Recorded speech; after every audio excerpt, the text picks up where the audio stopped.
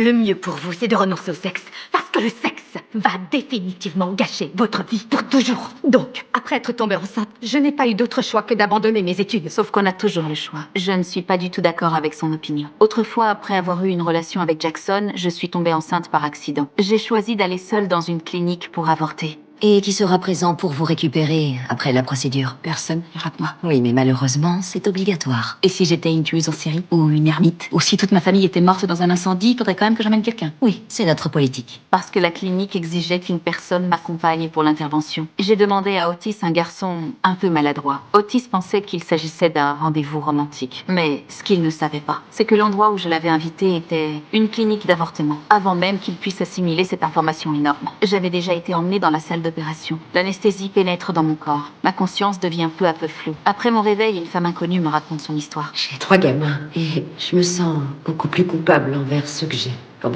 renoncé à avoir. Ça vaut bien mieux de pas vouloir avoir d'enfants plutôt que d'être une mauvaise mère. Je parie que vos enfants vous aiment beaucoup. Maintenant, fiche le camp et laisse-moi manger ma mousse. Quand je sors de la salle d'attente entraînant mon corps fatigué, je vois ce garçon qui aurait dû être parti depuis longtemps. Il ne me pose aucune question. Il reste simplement à mes côtés, en silence. Tu vas bien? Ouais, ça va. Cette expérience rend mes convictions encore plus fortes. C'est pour cela que j'ai osé contredire ce professeur conservateur en classe. Les femmes ne sont pas obligées d'avoir des enfants. Ça suffit. Et on n'a pas à culpabiliser d'avoir des désirs sexuels. D'après vous, le sexe est terrifiant, mais c'est pas toujours vrai. Ça peut être fun et magnifique, et ça vous apprend des choses sur votre corps et vous en tant que femme. Vous devriez nous donner des conseils pour faire ça en toute sécurité. Pas nous demander de nous abstenir parce que ça, putain, ça marche jamais. Ok, c'est bon. Dehors.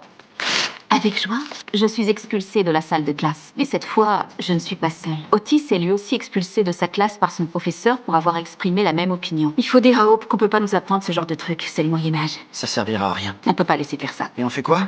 J'en sais rien, on pourrait peut-être conseiller les autres, comme avant.